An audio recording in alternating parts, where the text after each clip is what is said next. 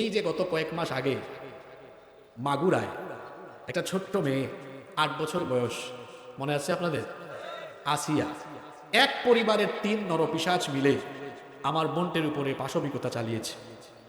কয়েকদিন হাসপাতালে ভর্তি ছিল, আর্তচিৎকার করেছে, তারপর কষ্ট পেয়ে পেয়ে দুনিয়া থেকে চলে গিয়েছে। তার কবরে ঘাস উঠে গিয়েছে। বলেন দেখি আপনারা, তার ধর্ষণকারীরা এখনো বেঁচে আছে না নাই? পিছনে যারা আছে ঘুমাই গেছে নাকি? তার ধর্ষণকারীরা বেঁচে আছে না নাই? আমাদের আদালতগুলোতে বিচার হয় কার আইন দিয়ে, আল্লাহর আইন না মানুষের আইন?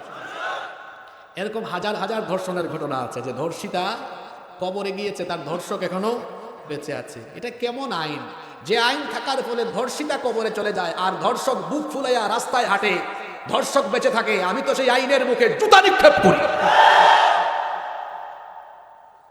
এখন যদি সেই জায়গায় আল্লাহর কোরআনের আইন হতো, কোরআনের শাস্তি কি?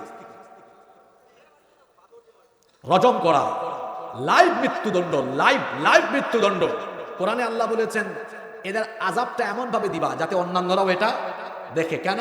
দিনাজপুরে যদি এরকম অঘটন ঘটে, একদম দিনাজপুরের মানুষের চোখের সামনে এর মৃত্যুদণ্ড দেওয়া হোক, যাতে করে চরিত্রহীন লম্পট টাইপসের কেউ থাকলে এক বিচার দেখে সে যেন তারের মতো সুদা হয়ে যেতে পারে।